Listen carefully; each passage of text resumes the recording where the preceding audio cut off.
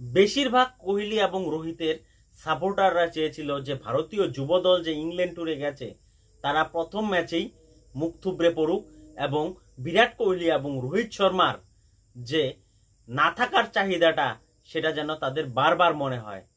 কিন্তু যারা আসল ইন্ডিয়ান ক্রিকেটের সাপোর্টার তারা কিন্তু এটা চাইবে না এবং ভারতীয় দল কিন্তু সেটার পূর্ণ করে দিয়ে সেই জায়গাটাকে পূরণ করে দিয়ে সমস্ত বিশ্ব ক্রিকেট তথা ভারতের সমস্ত সাপোর্টারদের সামনে কিন্তু প্রদর্শন দেখালো যে তারাও খেলতে পারে, তারাও লড়তে পারে ভারতের বাইরে গিয়ে ইংল্যান্ডের মাটিতে। কি দুর্দান্ত পারফরমেন্স! যখন টসে জিতে ইংল্যান্ড ভারতকে ব্যাটিং করার নিয়তি দিয়েছিল তখন হয়তো বেশিরভাগ সমর্থনই ভেবেছিল এইবার বুঝবে খেলা, নতুন বলের সুইং, পিচের সুইং যেইভাবে হবে ভারতীয় দল এখানে মুখ থুবড়ে পড়বে। কিন্তু না, সেই জায়গায় কেএল রাহুল এবং জয়সওয়ালের মতো ওয়াল দ্বারা হয়েছিল যে তারা প্রত্যেকটা সুইং বল ছেড়ে দিয়েছে এবং দুর্দান্ত পার্টনারশিপ করেছে, ওপেনিং পার্টনারশিপ, 91 রানের পার্টনারশিপ। সেই জায়গায় কেএল রাহুল 42 রানে আউট হয়ে গেলেও কিন্তু তার যে ক্রুশিয়াল পারিটাকে সে খেলেছে সেটা কিন্তু তার জবাব হবে না। কেএল রাহুল এবং জয়সওয়ালের যে ওপেনিং জুটিটা সেটা কিন্তু এখন বিশ্ব ক্রিকেটের সামনে কিন্তু 1 নাম্বার জুটি হয়ে দাঁড়াবে, এটা আমি দাবা করছি। এবং পরবর্তীতে যে শুভমন গিল এবং ঋষভ পান্তের দুর্দান্ত খেলা জাস্ট বলা যায় না। দুর্দান্ত শতক লাগিয়েছে জয়সওয়াল 101 রানের পারি, যদিও সে আউট হয়ে গেছে, কিন্তু প্রথম ট্যুর ইংল্যান্ডে এবং প্রথম ম্যাচেই সেঞ্চুরি, তার মতো আর কে আছে? দুর্দান্ত পারফরমেন্স। ইংল্যান্ডের বোলারদের যেন সে প্রত্যেকটা বলে জবাব দিয়েছে যে তারা এখনো বাচ্চা নেই, তাদের যে ক্রিকেটীয় যে ধরনটা সেটা কিন্তু অনেক ম্যাচুরিটি হয়ে গেছে এবং 2 মাস 3 মাসের টি20 ক্রিকেটের থেকে যে ফট করে টেস্ট ক্রিকেটে শিফট হওয়া যায় সেটা কিন্তু বারংবার প্রমাণ করে দিচ্ছে জয়সওয়াল, রাহুল, গিল এবং পান্তের মতো প্লেয়াররা। এবং এই কারণেই কিন্তু গম্ভীর এবং শুভমন গিলের এরাটা কিন্তু বিশ্বের দরবারে শ্রেষ্ঠ আসন নিবে, এটা আমি মন থেকে দাওয়া করছি। এবং তার সাথে সাথে শুভমন গিলের দুর্দান্ত 127 রান, নট আউট, জাস্ট কিচ্ছু বলার নাই। প্রথম থেকেই যে তার যে positive approach as a captain হিসাবে তার টেস্ট ক্রিকেটে শতকের কিন্তু নজির গলে দিল। প্রথমে সুনীল গাভাস্কার প্রথম টেস্ট ক্রিকেটে শতক করেছে অ্যাজ এ ক্যাপ্টেন হিসেবে, তারপরে বিরাট কোহলি এবং তারপরে আসলো কে? শুভমন গিল। সেই জায়গায় এলিট ক্রিকেটারদের জায়গায় কিন্তু তার নামটা বসিয়ে দিল এবং তার টেস্ট ক্রিকেটে 2000 রান পূর্ণ হয়ে গেল।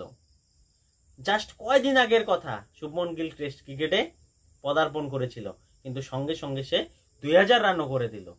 কোনো প্লেয়ারের সারা ইন্টারন্যাশনাল ক্রিকেট মিলিয়ে 2000 রান হয় না।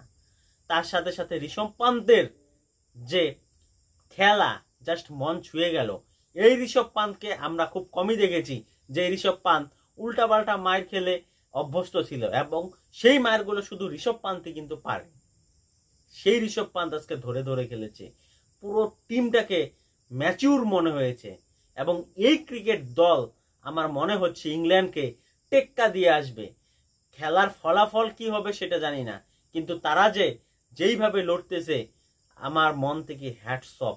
এবং আজকের প্রথম দিনের শেষে ভারতীয় দল 359 রান 3 উইকেটের বিনিময়ে করেছে। যদিও সাই সুদর্শন প্রথম ডেবিউ ম্যাচে বাইরের হোয়াইট বলটাকে ব্যাটে লাগাই দিয়ে কেস করিয়েছে, সেটা আউট হওয়ার ছিল না, কিন্তু কপালে ছিল না, কোনো ব্যাপার না। কিন্তু ভারতীয় দল যেইভাবে এগোচ্ছে, শুভমন গিল 127 রানে নট আউট, ঋষভ পান্ত 65 রানে নট আউট। জাস্ট দুইজন যখন দ্বিতীয় দিনে মাঠে নামবে, মাঠে কিন্তু রানের বন্যা বসবে, ঝড় বসবে এবং ইংল্যান্ড হারে হারে টের পাবে যে এইটা তো ইয়ং দল ভাবলে চলবে না।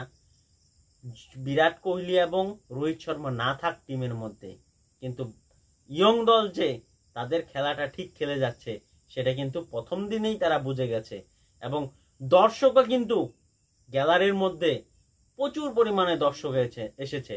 ভারতীয় দলের দর্শক কিন্তু কম দেখা গেছে, কারণ ওই যে বললাম তারা এখনো বসে আছে যে বিরাট কোহলি রোহিত শর্মা রিটায়ার নিয়ে গেছে আর ক্রিকেটের কিচ্ছু বেঁচে নেই।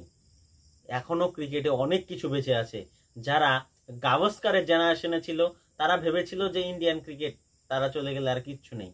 তারপরে চলে এলো সচিন তেন্ডুলকর। সচিন তেন্ডুলকরের পরে ভেবেছে ইন্ডিয়ান ক্রিকেটে কিছু নেই, সৌরভ গাঙ্গুলির এরাতে কিচ্ছু নেই। তারপরে চলে এলো মহেন্দ্র সিং ধোনির এরা, তারপরে চলে এলো বিরাট কোহলির এরা, রোহিত শর্মার এরা।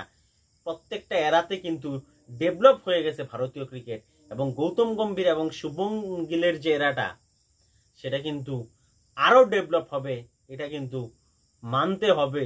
এবং আজ থেকে 5 বছর পরে তোমরা আমি এই জায়গায় ভিডিও বানাবো যে আজ থেকে 5 বছর আগে কি বলেছিলাম এবং 5 বছর পরে যে এই এরাটা তাদের থেকেও টপকে, বিরাট কোহলি, রোহিত শর্মা, MS ধোনির থেকেও টপকে অন্য একটা লেভেলে গিয়ে পৌঁছেছে।